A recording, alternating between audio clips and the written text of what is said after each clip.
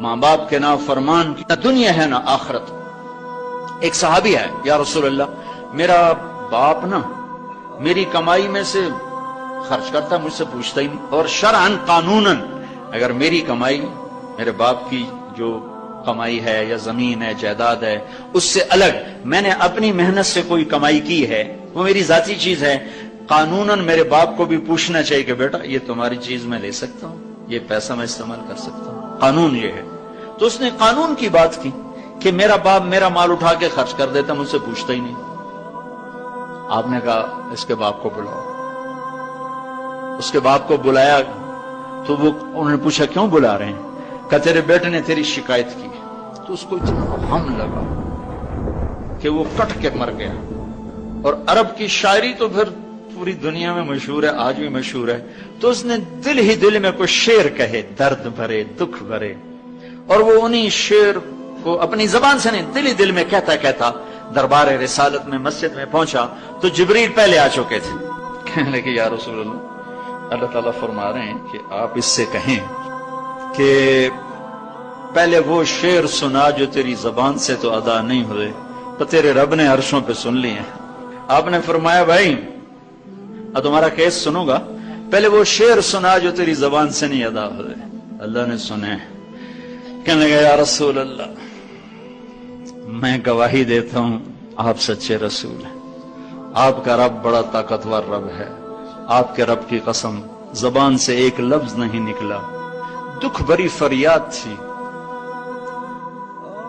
جو دل کی دنیا میں اٹھی اور وہیں گم ہو گئی، سینے سے اٹھی اور سینے میں ہی دفن ہو گئی، پر آپ کے رب نے عرشوں پہ سن لیا۔ آپ نے کہا اچھا سنا تو صحیح میرے بھائی۔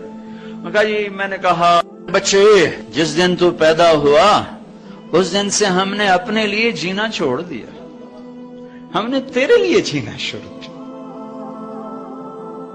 گرمی سے لڑے، سردی سے لڑے، موسموں سے لڑے، حالات کے آہنی پنجوں سے رزق نکالا، جبڑوں سے رزق نکالا، جوانی کو قربان کیا، صحت کو قربان کیا، اپنے جذبات کو سلا دیا، تیرے چہرے کی ایک مسکراہٹ دیکھنے کے لیے ساری ساری رات کام کیا، سارا سارا دن کام کیا، کبھی دھوپ میں کبھی سردی میں، کبھی گرمی سے لڑا کبھی سردی سے لڑا، کبھی موسم سے لڑا کبھی بھوک سے لڑا، تجھے کھلایا خود بھوکا رہا، تجھے پلایا خود پیاسا رہا، تجھے چھاؤں میں لٹایا خود دھوپ میں بیٹھا، تجھے سکھ پہنچایا خود دکھ جھیلا۔ میری تو زندگی پھر تیرے لیے ہوگی، میں نے اپنے لیے جینا چھوڑ دیا۔ جب کبھی تو بیمار ہوا تو ساری رات میں اور تیری ماں تیرے سرانے بیٹھ کے دھڑ دھڑ دل دھڑک رہے ہوتے تھے، کہیں مر نہ جائے، کچھ ہو نہ جائے۔ ہسپتال پہنچے، ڈاکٹر کو بلاؤ، ٹیکسی بلاؤ، گاڑی بلاؤ، رکشا بلاؤ، جلدی سے ہسپتال پہنچاؤ۔ اسی خوفناک خیالات میں ہم روتے تھے، پگھلتے تھے، ٹوٹتے تھے، بکھرتے گئے چلے گئے خشک پتے کی طرح، اور تیرے چہرے کی ایک مسکراہٹ کے لیے ساری مسکراہٹیں بھول گئے، تجھے صحت مند دیکھنے کے لیے اپنی صحت کے سودے کر دیے۔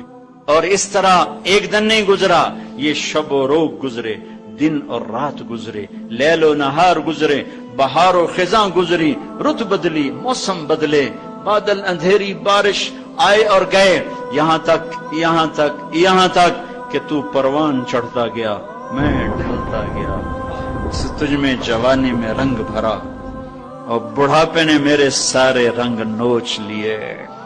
تو سیدھا کھڑا ہوا تنے کی طرح، میری کمر جھک گئی کمان کی طرح، اور میں آسرے کا محتاج ہوا، تو طاقتور ہو کے جوان ہوا۔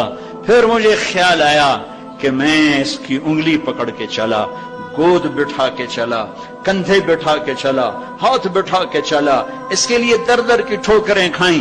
آج جب میں بوڑھا ہوا ہوں تو اب یہ میری انگلی پکڑے گا، میرا ہاتھ پکڑے گا، میں اس کی لاٹھی بنا، یہ میری لاٹھی بنے گا۔ لیکن ایک دم میرے بیٹے تیری آنکھیں ماتھے پہ چڑھ گئیں، تیرے تیور بدل گئے، تو مجھے یوں دیکھنے لگا جیسے میں تیرا باپ نہیں، میں تیرا نوکر ہوں۔